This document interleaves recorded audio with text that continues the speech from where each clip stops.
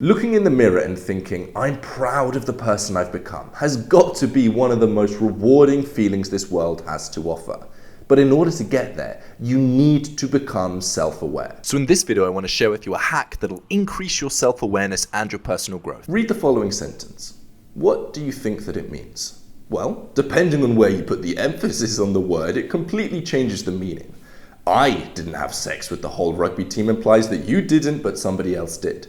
I didn't have sex with the whole rugby team implies you didn't have sex, but maybe you did something else. And I didn't have sex with the whole rugby team implies you didn't have sex with the whole rugby team, but maybe you had sex with all of the lacrosse team and all of the soccer team. If two people read this sentence, they would assume wildly different things depending on their perception. And the point is simple. Your eyes don't give you sight alone, and your ears don't give you hearing alone, just like your nose doesn't give you smell alone. All of that data is processed through the mind. And I'm going to explain this just a little bit more before I move on to some of the more advanced concepts that you've never heard of before. But we see this concept from a variety of different philosophers. Epictetus says that men are not disturbed by things, but by the view of which they take them. And Viktor Frankl says that between stimulus and response, there is a space. And in that space is our power to choose our response. So imagine you're walking down the street with a friend and someone in front of you is smoking a cigarette. How you respond to that event is completely dependent on your perception of that event. If you love the smell of smoking, you'll respond positively. And if you hate the smell of smoking, you're going to be disgusted. Therefore, that same event happened to both of you, but if you reacted negatively and you felt disgusted, it was because of that negative lens that you had around that event. And if you respond positively, it's because of that positive perception you have about the event. As we go about our day-to-day life, it appears that life throws tests at us. Maybe our car breaks down, maybe someone just throws an offhand comment at us and it gets us upset. And how we react to these tests determines what kind of a person we are.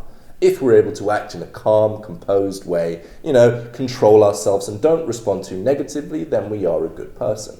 But if we manage to react in a negative way, then it's not all bad, because this gives us an insanely valuable piece of data that we can leverage to become ridiculously self-aware. You are a human being going through life, and you've got external goals about the things you want to achieve, and you've got internal goals about the kind of person that you want to become.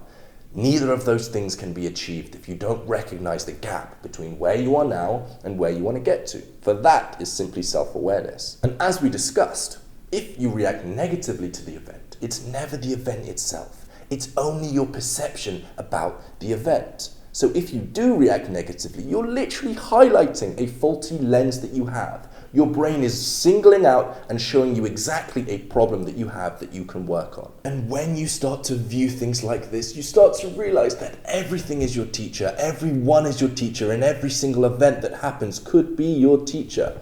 If you get offended by an offhand comment that someone makes, instead of blaming them, you think, is there some truth to it? Or is this just highlighting I'm a little bit too self-conscious? Most of the time, the poignant, true, life-changing lessons you get aren't going to be through some mentor or some book you're going to read. It's about the environment around you, and there's so many life lessons that we just can't see because our ego is getting in the way and we refuse to take responsibility. We instead just blame everyone around us. And there's a quote that goes, "When the student is ready, the teacher will appear." But this quote isn't just talking about human teachers. It's talking about everything. Every single thing in your life can be a teacher, and there is a lesson to learn from so many different things. And when we can finally learn to swallow our ego and learn the lessons that life is providing us, I truly believe that we can accelerate our own personal growth. So the next time that you're offended or you're upset or you're annoyed about something that happened externally, instead of blaming them, look inwards and look for areas of yourself that you can improve.